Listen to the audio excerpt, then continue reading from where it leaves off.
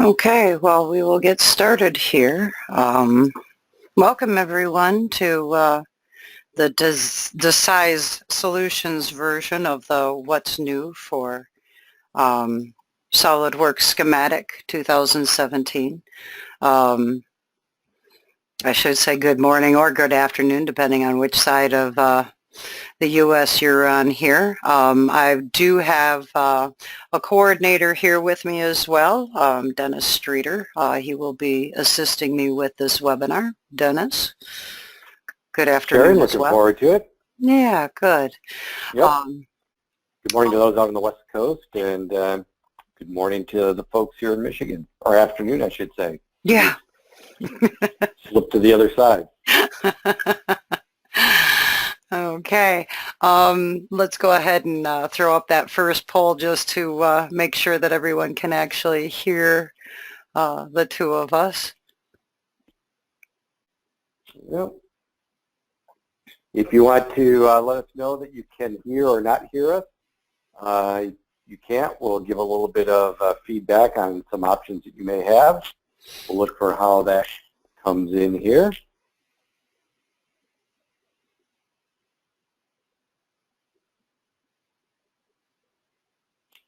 Looks like we've got everybody's reply, and we have one person who's not able to hear. So I'm going to put a note down in the chat window on some options for that individual. I'll be monitoring the chat window. If you have any questions or you raise your hand as Sherry's giving the presentation, I'll try and reply back to you or cue those up when we take breaks at different stages along the way. So that's going to be my role for the webinar today for everybody on here. Sherry, I'm going to close that and Okay. let you get going here, and I'll put some information about audio options here. All right. Give me a second here to do just a couple of things. All right. So, okay, so what we're going to be talking about today is just the schematic. We're not going to go into the 3D realm a whole lot, just because that could be a whole nother webinar in itself. For those of you that would like to see more of the 3D type scenario, please, at the end of this, we'll give you an email address that you can go ahead and put your request in, and that way I can try and approach those specific topics or areas of concern that people would like to see. So I'm just going to go ahead and jump right into it here. Oops, helps if I actually do what I'm supposed to. All right, we're going to go through these areas. We're going to get into the data file shortcuts, some copy with insertion points, how to assign some existing SolidWorks assemblies to your 3D models if you're going to be going to the 3D arena for your cabinet layout or routing or anything along that line. We're also going to be doing some auto report updating. We're going to be talking about the revision cloud and then some property panels for any CAD entity, and then being able to show attributes both in your title block and in your symbols. There's some unique things that they have added there. What they call a super part that has been added for manufacturer's part library. The propagation of I/O numbering to both your wires and your terminals. Some links to the design rule checks that we have now, along with some additional coloring that you may notice along the way. And then, of course, some cable coordinating. So I'm going to go just right into the software here because, of course, for me to show some of this, it's just going to make more sense for what we're actually doing. One quick second. I got to remember what the first one was. I don't even remember what the first one was. Data file shortcut. All right. Now, you're probably used to the data files that when you go ahead and put in a data file here and select new, you had this data file selection. That data file selection allowed you to attach a file, and when you did, it would automatically take you to a file that was saved in your SolidWorks project, and only there could you actually make the change.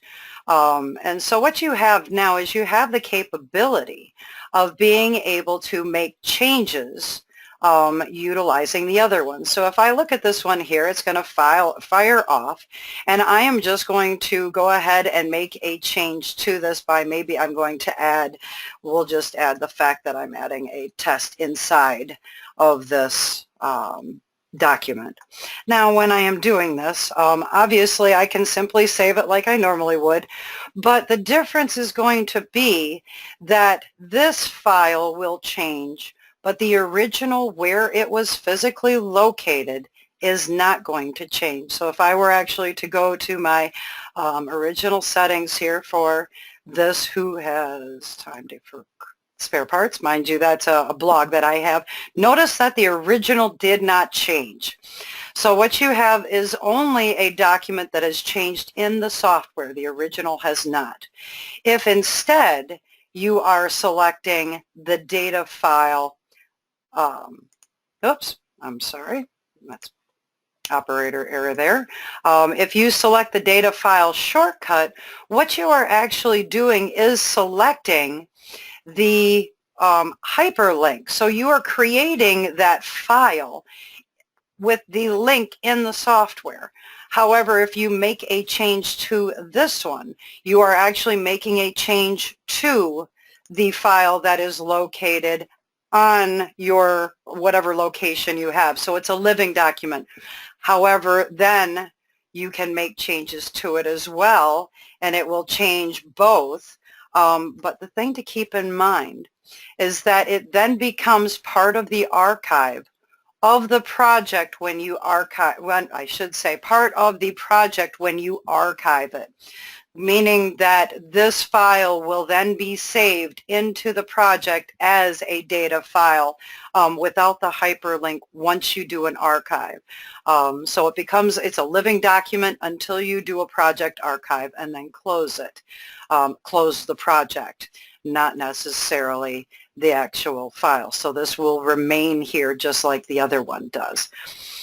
So that's kind of what I'm talking there. Now, the one thing I do want to mention, which I have run across this a number of times, environmental archives are extremely important. If you don't do them, you could run the risk of whether you're doing an upgrade, whether you're doing from major version to major version, or even if you're having a number of people working in the projects, it's always good to do an archive of the project so that way, or an environmental archive, so you can capture and save your entire software very quickly.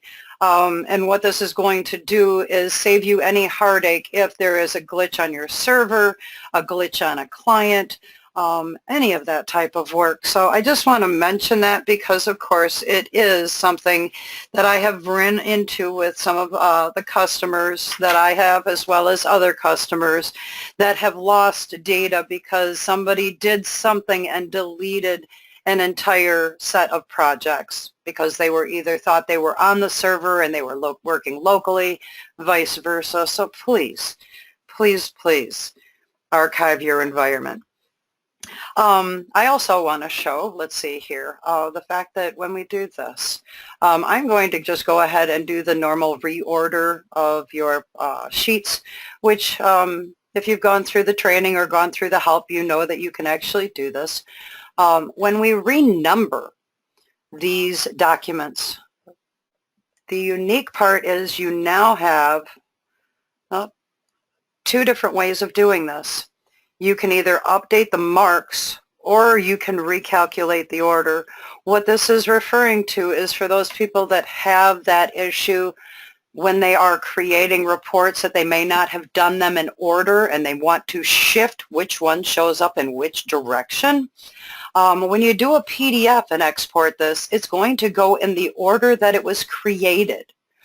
So in order to adjust that, you must not just update the marks, but you must also recalculate the order.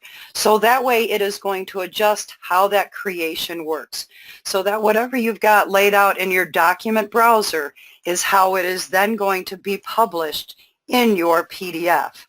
So that now you see that those documents not only have changed the number, but if you are creating it into a PDF file, it will place these sheets first, even though they were created later in time.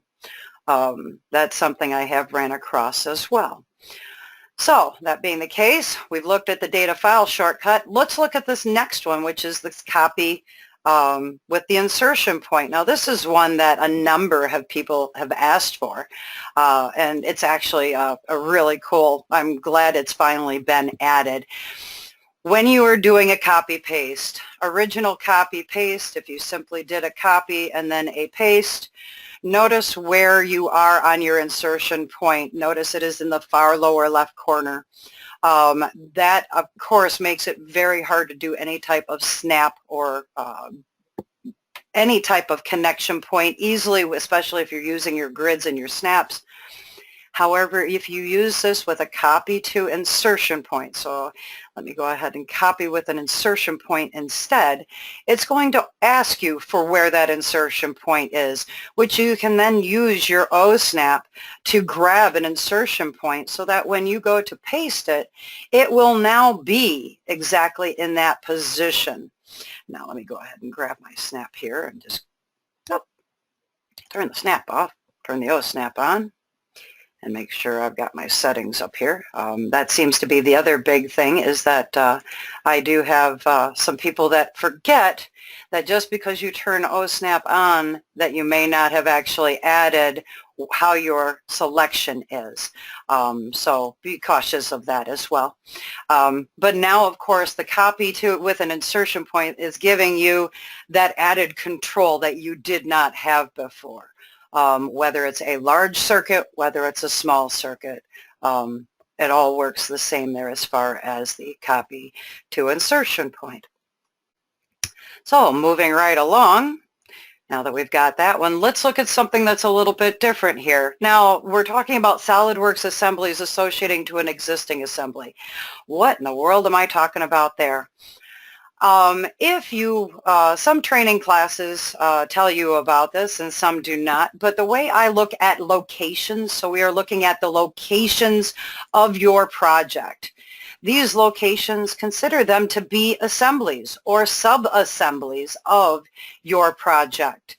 And what we have now done is, in the process, instead of saying that we are creating a 3D cabinet layout, we now have called it SolidWorks Assemblies, because that is exactly what it is. You are creating a link to SolidWorks and then you are creating assemblies. But what's really nice here is that we can actually not only select those, we can actually create the assemblies if you don't have one, but we can use an existing assembly that we can assign to any project or any cabinet layout or whatever we're going to be doing, but we can grab that part or assembly and assign that first, so that way when you are working with this, you can bring that in and it's going to automatically bring whatever you've developed in your SolidWorks environment directly in already.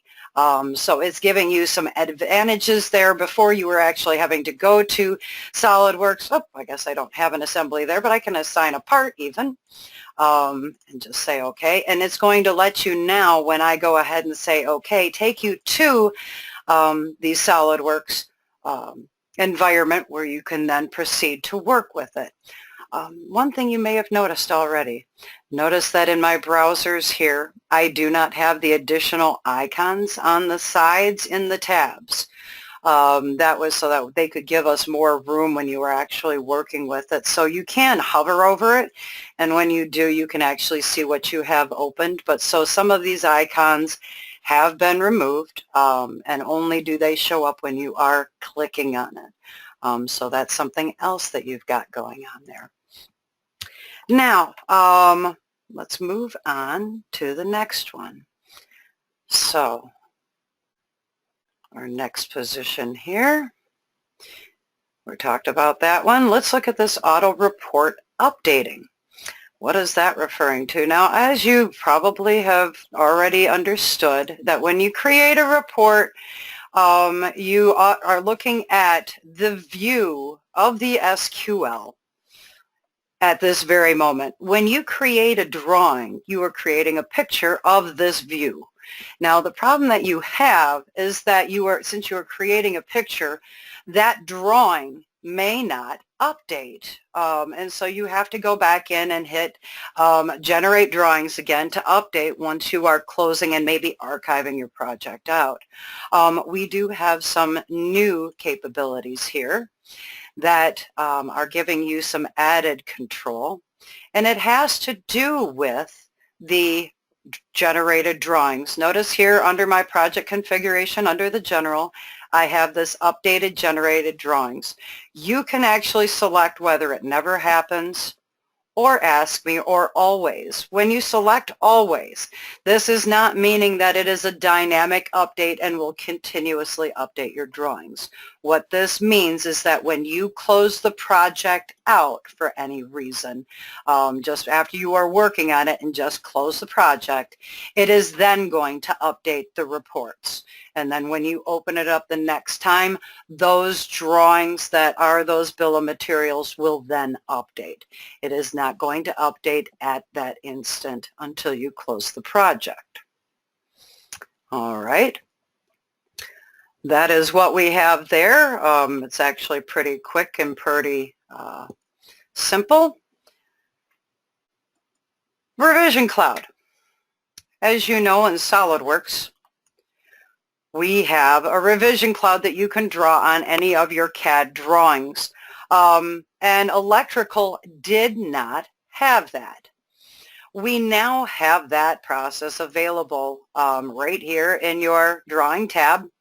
You can draw a number of different clouds depending on what you're utilizing or what you're creating. The reason you would do this in my old days would be if I was doing something along the line of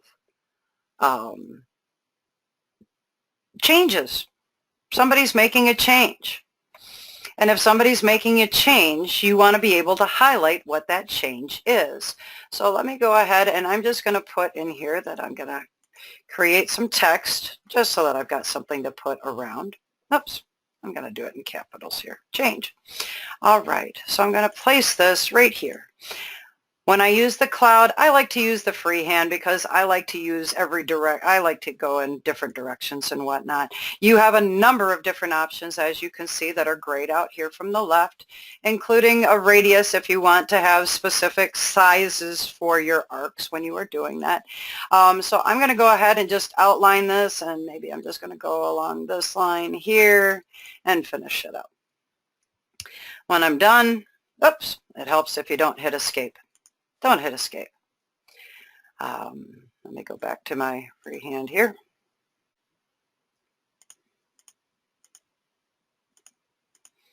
Do that. All right.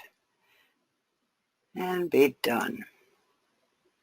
Okay, I did this 3 times before and didn't have an issue with it. I'm not quite sure why I have an issue with it now. There we go. All you have to do is finish out your profile and then be able to make that change. Sorry, every once in a while I have an operator error. I'm only human. But so yeah, so now this is strictly graphics. That's all it is, but yet at the same time you can now make a highlight of any of your changes so that you don't have to go into, I know when I was trying to make this before with just the polylines and the arcs, it was causing major issues trying to create a cloud. It's now easy, it's now quick, and you can do other additional things with it. And that's actually where our next thing comes from here. Our next task is the properties panel for any CAD entity. When we are talking about this, you now have this capability here that if I look at the properties, I have a graphics pane for any of my actual changes or any type of text type graphics. where notice what I can do in this. Let me go ahead here, and if you notice when you go to properties and right click, you have this graphics properties. Now it doesn't just open up a little window, but a full graphics text window here that you can utilize. Same type of thing holds true even for the cloud. So you can even change positions, rotations. You can't really change some of the characteristics here for the cloud itself, but on the text, you could change specific layers if you wanted it to be printable or non-printable, or anything else. If I can make the height bigger, I can make it smaller, and as I make these changes, it is actually changing on the spot. One that people aren't really aware of is you have a width factor that you can also change. So if you need to have that smaller text, you can actually do that in this case here. But so that's available now, where before you did not have that additional functionality when you were requiring it. And now you can make it on the fly, where it was not as easy in the past. All right. The next one here that we are looking at happens to be the show attribute and title block, in the title block and in the symbols. And I always cheated when I was creating a symbol, because of course if I'm looking at a symbol, the first thing that happens is when you open up the symbol, you have all of these attributes. And when you have these attributes, you can see that right now the attributes are showing as a hashtag. I'm going to open up one that I've already got here. So here's what I've got now. Notice the new tab. We have a show attribute tab. Now what this is giving us is that I can actually change this to the attribute description. So now I'm no longer having to come over here to the insert attribute to find out what the existing attributes are that I am using. I can simply just do a show the different types just by the naming or by the description if I want. You can also do samples here, and it will show you exactly what things will look like. This holds true here in both the symbol and in the title block. So if I come over to my document, and let's go ahead and look at the title block of this page. Go ahead and open that up. So the same holds true here. So that now I can again show these attributes and be able to see what is physically happening here, because of course we all know that creating a revision block can sometimes be a little bit of a nightmare when you are trying to make things work and figure out which one to drop in which spot. They have now added that to make it just a little bit easier for people to create that type of scenario here that you can utilize a little bit easier. Okay, moving right along, a super part. The super part, a number of people have asked for. What is a super part? A super part is a conglomerate of parts that you can now make similar to a kit. Consider it to be like a kit where you could create a number of manufacturer's parts into one library part, but when you drop it onto your schematic, it is now going to become a list of components in your bill of materials. It will not have the kit number. It will be just the number that you are looking for when you are working with, well, let's see here. Let's actually bring one up. So I have this part here. Let's look at this bottom part. I know I don't have a part for it. And what you can do, as you normally would if you were to assign your manufacturer's parts, you would be looking for a part to drop in here. You have your normal parts when you are working with this, and this is what I'm referring to here, is the type of part. Notice that you have, we'll just go ahead to all here. And I am going to look for a specific part number. So give me 1 second here. It takes my library a little bit here because, of course, of the amount of parts that I have. I just click the class, which I probably shouldn't have done before I put the part number in.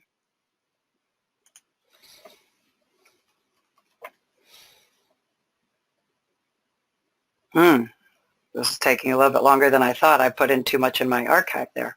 All right, here's the part 99999. Now, notice the difference in the icon. There is a part here, a single part, but yet when I am coming to part number 9 here, it has this new icon. This new icon is the way to create this super part. So when I click on it and add it, notice what I get. I will get a full set of parts that I have created. Now, creating this part is actually a very quick process. Let me go ahead and show you how to do that here. We will go into the manufacturer's part. You are going to click a classification. You cannot click unclassed. You will find out if you started working with 16 that unclassed elements was just a placeholder. You need to actually move those components out of unclassed and put them somewhere, whether it be under a connector, whether it be under any type of scenario. Once you do that, you now have this drop-down arrow for adding a manufacturer's part, and you can create a super part. This super part will allow you to create and add a multitude of pieces. So you can select, maybe I want to look at something that's in the hearting here. For my insert, maybe my hood of my connector. Now this can be whether I am doing a connector at this moment, but you could actually do disconnects with bases and arms and rods and all types of different things here. So you don't have to be limited to just connectors. But once you start placing things, you can actually grab pins now. So if you've got those additional pins that you wanted to add, let me get out of hearting here and add a couple of more from someplace else. Grab single pins here. So even if I were to grab Deutsch, yes, I know that this is not something that you would standard do, but I wanted to show you how you can actually just start creating this part. And let me just go ahead and add this one last piece. Now, the second half to this, of course, now that I've selected the parts, is to make this into an actual kit number. So if I do that there and simply say OK. Now notice it says down here that the manufacturer's part cannot be empty, because of course that's the biggest part to this. So I now have a part here that is under my connectors. That is this 89999. Now, once I have created this part, I can now have that available for use. So when I go ahead to this device, now even though this is not a connector, yes, I realize that I'm not creating a connector, but I can search that part just as I would any other part. And I'm going to go ahead and uncheck that. And notice that I've got an Acme, but that's not the one I want. I'm going to go to all. Here is my super part. When I add that again, it's going to add all of the pieces here, and I select it. This is what is going to show up in my bill of materials, not the kit number. So my bill of materials is now going to have that multitude of pieces. So that being the case, you'll be able to then utilize that. I know people are looking for kits. They're using those super parts. They don't want to have to create additional manufacturers' macros just because they want to put a kit together. So this is the solution now, is this super part that you now have available. And we can look at it in our report that we should now have. So if I go to my project and I go to my report, my bill of materials should have all those extra pieces in. So here I have 12 and 18. You are not seeing a kit number. It is strictly the part numbers that were included into that kit. All right, let's move on. So when we are looking at that, there's our super part. Now, this is one of my favorites. Propagation of I/O numbering to your wires and terminals. Oops, I don't want to do that. I want to actually go to it. So let's look at this. Here I have a PLC. Now, my PLC, as you can see, has the I/O numbering here in the PLC that I would prefer actually showed on the terminals and on the wires. But right now, of course, when I did the automatic numbering, the first thing that ended up happening was that when I do that, it is going to pick up whatever formula I am using. This propagation to equipotential is now something that we have available. It is under our process here. We have this propagate data to connected objects. What this allows you to do is take things like the PLC address, and I can do this for the whole project, and it tells me what it's going to do here. So I am going to go from the PLC project to PLC terminal, PLC channel address. Okay, so here we now have the wire numbers showing correctly. Again, we can do this one more time, and of course I'm going to add one more thing and make life even worse for me. I'm going to go from the equipotential of my my equipotential mark. I am now going to take that to the terminal mark. And when I do that, I can then push it to my terminals so that they also say the I/O number. Okay, let's get past that one and move on to the DRC links here. Design rule checks. You are probably familiar with the design rule checks when you are working in your project. Obviously, they are your lifeline to making sure you are not having to do audits. Now, the nice part about this is, notice that you are seeing some blue here, and you also have this additional arrow. What this is talking about is that you now have hyperlinks available in your design rule checks. You also have hyperlinks available in your reports. When you select here, because I am looking at just this component and I am looking for the missing manufacturer, it can actually take me directly to that device. Now notice what happened. I get a check mark on my dialog, but it also took me directly to the device for repair. So I can come in here now and select a manufacturer's part. And let me go ahead and search here, and I'm going to grab these sensors. Okay, we are looking for sensors and detectors here, so I'll grab something here. And just, let's see, I need something with at least one circuit. Okay.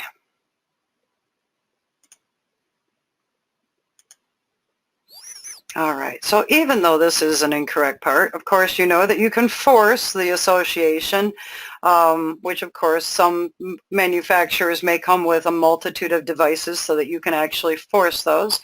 And I can bring that in here. And now that I've got that, what you will see is that when I go back to my design rule check, of course, it is gone. So you can easily come through your audits now, and you're not having to go searching for your part. you can actually find it here. Now, this is strictly a property that is in the report. You can designate it. Now, what's really nice, let me show you one thing real quick. Corporate has added a number of extra pieces to your software, a number of extra design rule checks, and they have also added a number of reports. So there are more reports there than what you had before. But each report now has a section which is this Go-To tab, and what that is just another field in the report here that you assign what ID you are looking for to be able to go to. And it will use this link type to actually set that up. And once you have set that up, you simply apply it. And then you will see these blue highlights. So of course, you will find that this wire here needs a wire number, and it will come up and actually show you that it needs a wire number. So every design rule check is going to take you to the specific areas where you have issues to be able to then repair them without having to do a lot of extra work and just trying to locate them or doing through searches. Now, you may notice also, let's see here, I'm not going to jump into that just yet because, of course, we haven't gotten to that section yet. Oh, that's our next one, the additional color. Notice what we've got going on now. You have some additional coloring. Before you had either that it was bold or that it wasn't, and everything else was black. You're seeing some additional color here because what we have done is we have added the blue. The blue, what it is doing here is allowing you to see the fact of, yes, this is the sheet that I am physically working on and have open in my display. But it is also showing you the additional sheets that are open in the project, in my graphic zone, in the background. So this is giving you some added functionality here, especially as you start working with multiple projects and you've got a number of sheets open from those projects that you now can discern which project and which sheet you are physically working on. Especially if they are named the same.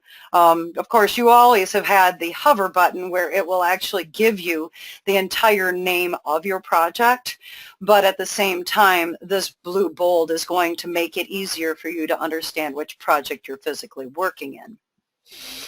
All right, let's see here. The last thing here that we have is, of course, the cable core naming.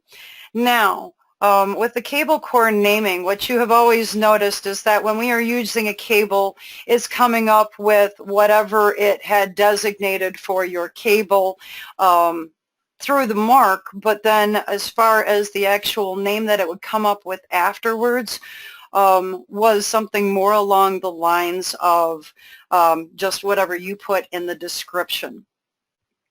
What we now have is that under our configurations, now it's not in an area that you would expect.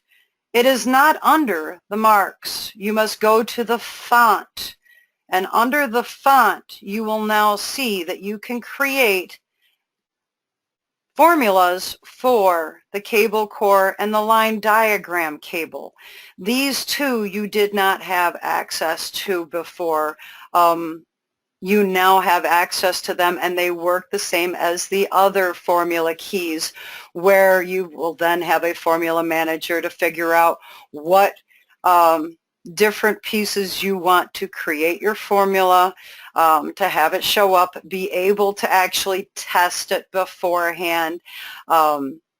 These are now available in the cable core section so that you can actually bring those in, make those changes where before you were locked out and pretty much did not have any access to that at all, including that additional issue, which I do have a customer that didn't want the slashes. He wanted dashes instead of these backward slashes. And so now you can actually make those formulas the way that you are looking for and having them pick up whatever attributes of the cable that you are wanting. All right. Let's see here. What do I have next? It looks like we are all done with everything here. So, are there any questions that people have? Haven't been seeing any questions coming in here at this point yet, Sherry. Okay. Well, then... We'll give it a minute, though. We have a little bit of time. Sure. If anybody's got something that they've been holding back on, now would be your opportunity. Yeah, as well as the fact that I did cover a lot just now, even though I did, do my normal every once in a while, my operator error. Those happen to the best of us. Yeah, that I know. Let me throw a couple of our final poll questions up while people might think about anything that they'd like to ask us while we're here. And I'll also mention that if you have colleagues who weren't able to attend but would like to see this presentation, or perhaps you'd like it for reference, let either Sherry or I know, and we'll make sure that you get the link to our webinar. That might be going out if you registered as well. Or if you know of somebody specifically that we should send it to, you can email us their information, and we're happy to forward this on also.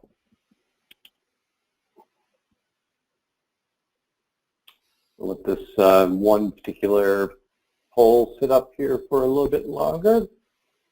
And one of the other main items that we'd like is your feedback on some of the subjects and topics for future reference. So that'll be coming up here next. And as we started out in the beginning, we're presenting to both folks at DDI on the West Coast in their offices and areas that they serve, as well as the Decide folks in the Michigan, Indiana area. So we want to thank everybody who's joined us today again, and appreciate your investment in the SolidWorks electrical products. If you have ideas that you'd like to see enhancements on, we certainly like to get that feedback as well. I'm going to close this last poll that I had up and put our other one on, and see what you saw today that you like the best. I kind of have an idea on what I based on people talking about over the years, what my pick would be. Sherry, do you have a favorite? Oh, my favorite is definitely the propagation of I/O when I think about what I'm actually doing and not trying to present it. That is huge for me, just because the amount of time that it was taking before to actually create that same scenario. I know we've had a lot of people ask about creating things like the super part, the kit items, but in a way of like being a mirror of an assembly. So that's what we hear quite often here too. Yeah, I think my second one is actually the design rule check link, just because I don't have to do a whole lot to actually find it. Yep, those save a lot of time. Oh yeah, yeah. But of course, in my scenario, it's a little bit different than a manufacturing environment, obviously. I think we're winding down on the polls here, so let me close this and let you wrap up here. And again, I'll thank everybody for attending today. Yeah, not a problem. And that is pretty much what we have to show today. I do want to let anybody know that if you are a Decide /DDI customer and have any questions or requests, that you can contact us through our tech support line, and we will be happy to go ahead and answer those questions. Or if it's a request for another webinar, please let us know any type of content that you would like to see more of. If it would be the SolidWorks 3D, and maybe it be some of the routing or whatever the case is, let me know, and we can definitely do something with that. There is a question here as far as the next webinar for the SolidWorks Simulation 3D. I'm not sure when Sean is putting that out. Dennis, do you happen to know that right off the top of your head? No, I think I did see something coming across, but I do not recall exactly when that is. So stay tuned to our events calendar, and you'll see that, and we'll probably have an email going out to everybody as well who are electrical users. You know, Sherry, there's a few people sticking on here. Maybe one other thing that you might share with folks, if you have a tip about how to approach upgrading, maybe a couple of pointers to consider before you move from 2016 to 2017. That would help them out. Oh, most definitely. The making sure that you do that archive, that environmental archive before you do anything, and just save it to your desktop is probably the safest thing to do. The second thing is, I'm not sure how many people are aware that you can use the SolidWorks Electrical has a number of different parts. So of course, most of the software you want to remain on a server location where you can actually have multiple people using it. And so, of course, then you do have to consider firewalls and shared folders and things like that. But of course, it becomes a way of making sure that everybody can actually utilize the software and reuse the data that's being driven by one customer or by one user or another. But the big thing is making sure that that environmental archive is done beforehand, and only one client has to do it. It's not like everybody has to do it. If it is one person that is utilizing that, just please, I don't care whether it's an upgrade from a minor service pack or if it's a major.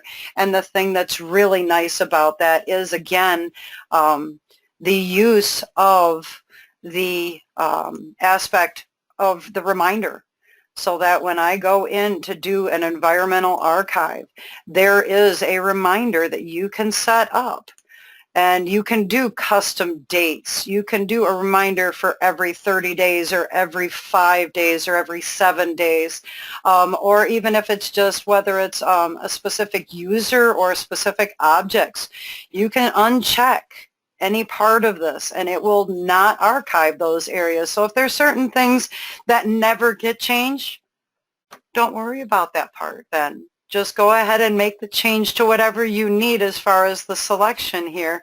But capture the projects. The projects are the most critical, because as long as you've got the projects, you can save the data. That's where things are obviously the biggest. And of course, then you can, even when you do the unarchive, it will then ask you whether you want to add it or whether you want to keep it or whether you want to keep both. Those are the options that are available. So you're merging the data with what you have. It's not that you're overwriting anything, unless that's specifically what you want to do. And then secondly, I have run into one small glitch so far with SP0. So you may, if it's something that you need more information on, then I can provide that. But overall, I'm enjoying the 2017 package. I do enjoy the extra additional enhancements that they have made. There are others that I did not cover, because I didn't want this to become too long. So there are other aspects to it. You might find them on the YouTube. You can find, oh, I did not mention, you can find all of these tasks in the help menu when you are in your software. They have made sure that that is actually there. And so even when you are doing things like your panel build, your schematic panel build, because if you're doing it in a 2D environment, you might just be doing just the 2D cabinet. Another cool thing that they have, which I was very impressed with, is the fact that you can actually open up, oh, I didn't want to open up that. I'd want to, hang on one second here. I want to open up my 2D cabinet, not my 3D. When I open up my 2D cabinet now, I can actually even highlight the device. And before you didn't have this link, but now you've got that go-to statement that you can actually jump directly to the device in your schematics, where before you didn't have that. So this go-to has been added here as well. And it will take you again directly to your software in the schematic environment. So that's one thing that was definitely nice that they were still, that they added as well. Okay, so a lot of extra things that as we said, time doesn't permit to get into, but if you have those questions, don't hesitate to forward them on to our help desk, or the best way to reach us is with the email that Sherry's got up there, and it'll go into our queue or give us a call.